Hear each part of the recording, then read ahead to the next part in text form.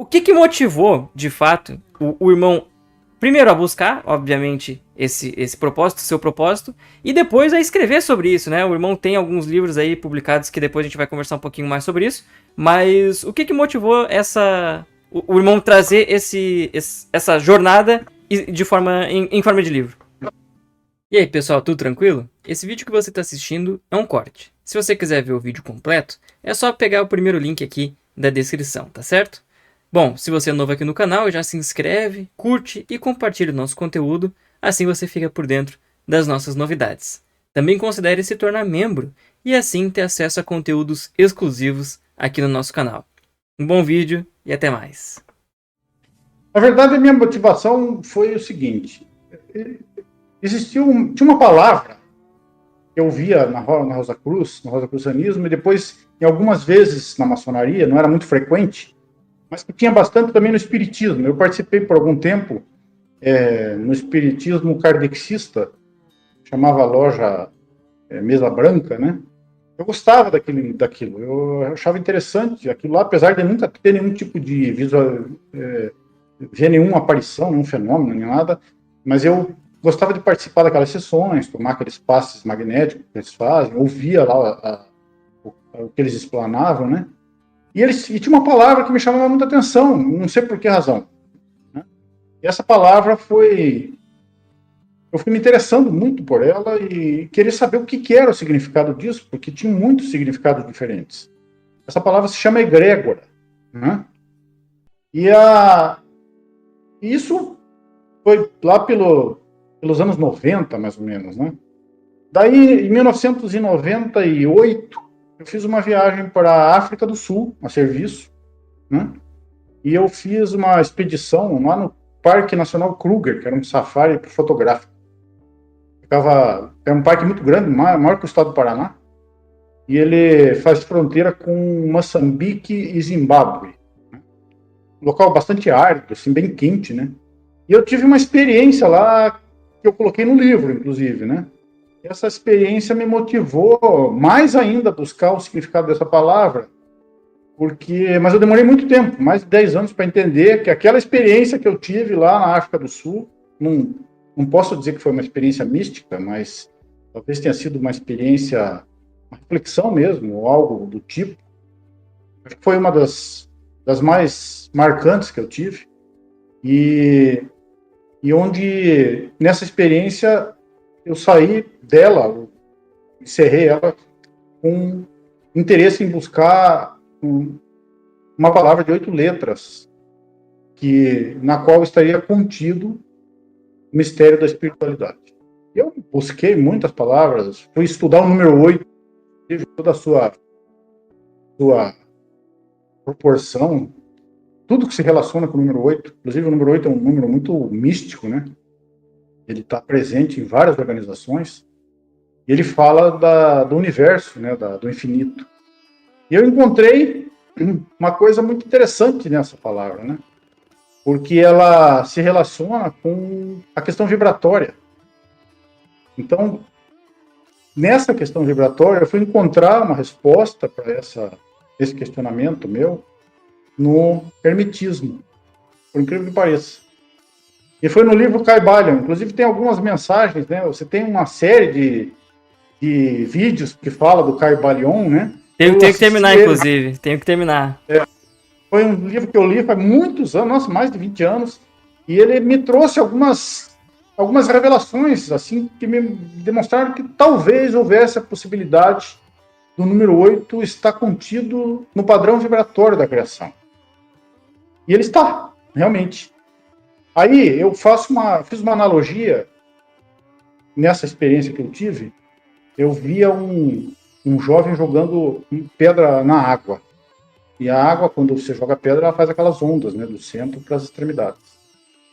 Aí, quando você joga uma pedra, a onda aumenta e vai diminuindo, até voltar ao estado normal, né, anterior. Aí você joga uma outra pedra e ela faz novamente as ondas. Então, no universo, tudo funciona dessa forma.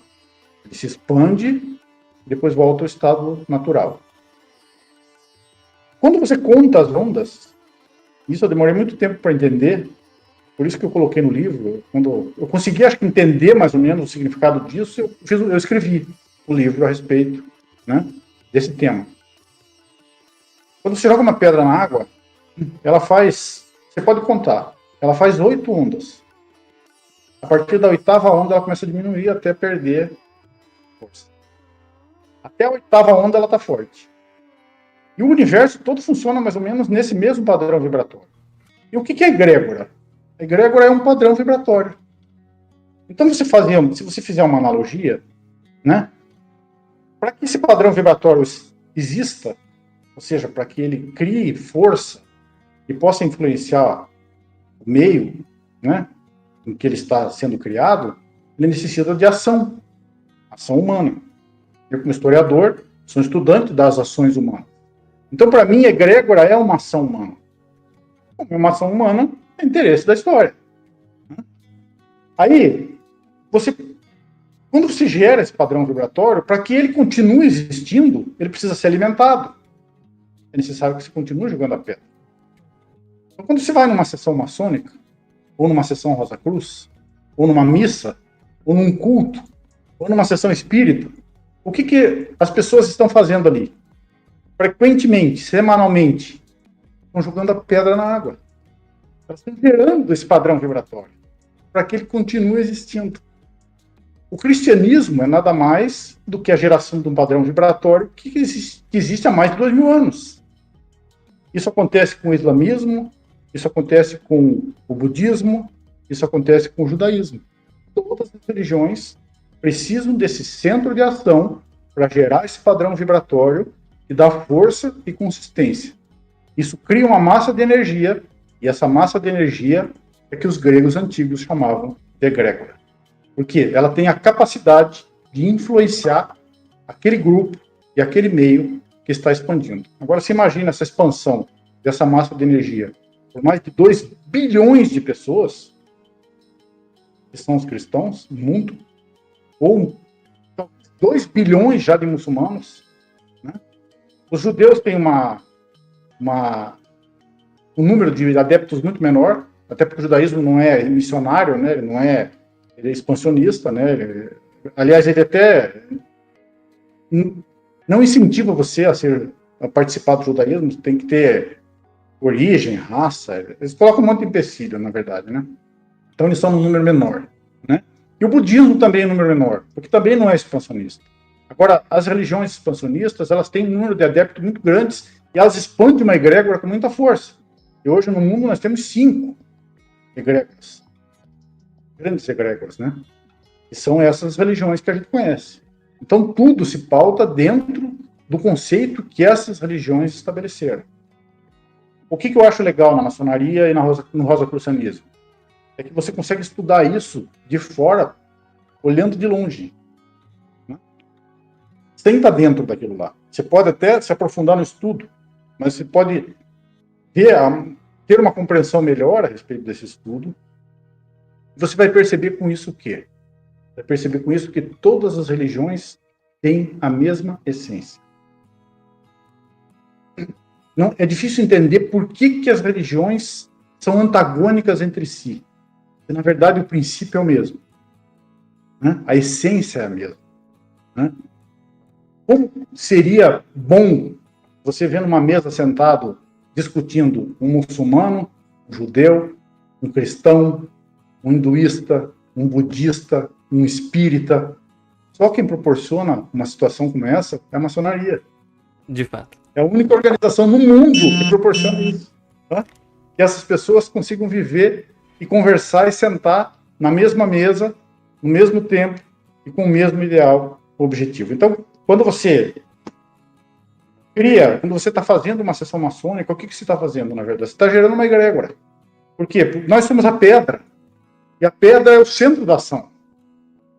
Então, o centro da ação vai fazer com que aquela energia se expanda e que ela crie força. O tempo vai dar a ela consistência e permanência. Então, é por isso que é necessário que se repita. Senão, você faria uma vez só e não precisava mais, né? Então, quando você cria uma egrégora e você fortalece essa egrégora, ela vai influenciar aquele meio, né, que está ao seu redor. Mas quando você deixa de trabalhar nesse sentido, quando você deixa de promover essa ação, a tendência dela é enfraquecer até desaparecer. Né? Como já aconteceu com tantas outras. Né?